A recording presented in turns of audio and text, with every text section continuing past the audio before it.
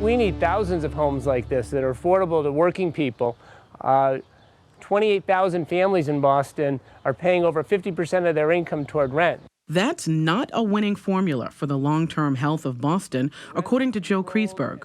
He's supporting a ballot question that would make the city a participant in the state's Community Preservation Act. The funding comes from a small surcharge on property taxes. When you talk about taxes, there often is a knee-jerk reaction, and we have to get past that. And I think when people find out that it's only $2 per month, $24 per year for the average homeowner, someone with a $500,000 home, and most people will pay much less, if anything at all. So far, 161 cities and towns have voted to participate in the CPA since this bill was signed in 2000. Acceptable projects include affordable housing, the creation of open space, and the preservation of historically significant buildings. The state has an incentive to get cities and towns to adopt it, which is they provide matching funds. So if we join the program, we can get $4 to $5 million of new state money in addition to the additional tax revenue. And that's how we generate the $20 million to invest in our neighborhoods. In Hingham, the CPA has meant a place to live for veterans.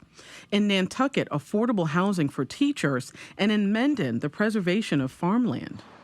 In Boston, the first objective is taking prime real estate and creating homes people can afford. This thing called gentrification. Lifelong resident and business owner Jumaida Smith wants to end a troubling trend that she sees too often, one that undermines the stability of the city's neighborhoods and families. I am seeing that opportunity of that grandmother and that grandfather not being a part of the family because the child, the young adult child, a couple, two young people with children, they're having to move out of Boston in order to get a house. Mayor Walsh and many city councilors are supporting the CPA.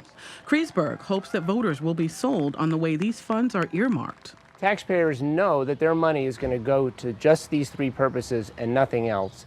And it also means that these purposes aren't competing with education, police, fire, and other important municipal services. For Smith, this vote is about the future of Boston, one she envisions for her great-granddaughter. What I'd like to see is when I show Izzy the house that I lived in and so forth, I want her to come to Boston and live in Boston, go to college here, and have her house and raise her family.